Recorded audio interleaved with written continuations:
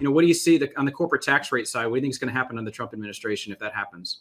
Well, first of all, let me just say that you made a very good point, and you might remember there were also limitations on state and local tax deductions, those kinds of things that would also have impacted people, often in high tax states, as it turns out, in New York, et cetera, California. And so, all things being equal, those things would not be particularly good for the golfing industry. But to reduce the corporate tax rate from 35% to 21%, the headline.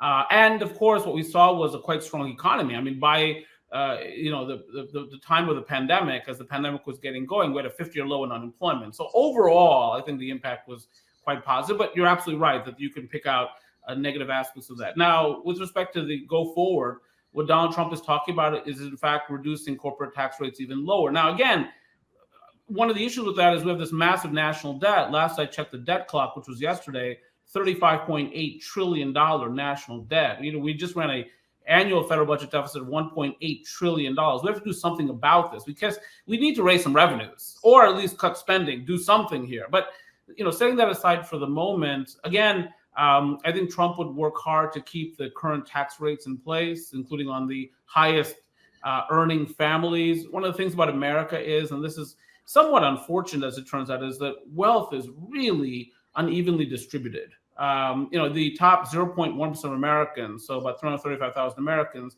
control about 13.5% of the nation's wealth. The bottom 50% control 2.5% of the nation's wealth, according to Federal Reserve data. So, that's what Kamala Harris is talking about, bringing up that middle class. But how do you do it? Yeah. And talking about, getting rid of price gouging. Well, how do you do that, as it turns out? And actually, do you want to do it? I mean, if you've got a shortage of gasoline, if you raise price, you might be able to extend that supply out to more people. But, so it's difficult. Some of these policies are difficult to implement, though they're nice to talk about. So what can I tell you? I think in both instances, there's not much clarity about the various candidates' positions on the economy. But again, we've lived with Donald Trump for 4 years. We have a bit more sense of what he would do. It's pro-business, pro-corporation, a general proposition. With respect to Kamala Harris, it's less clear.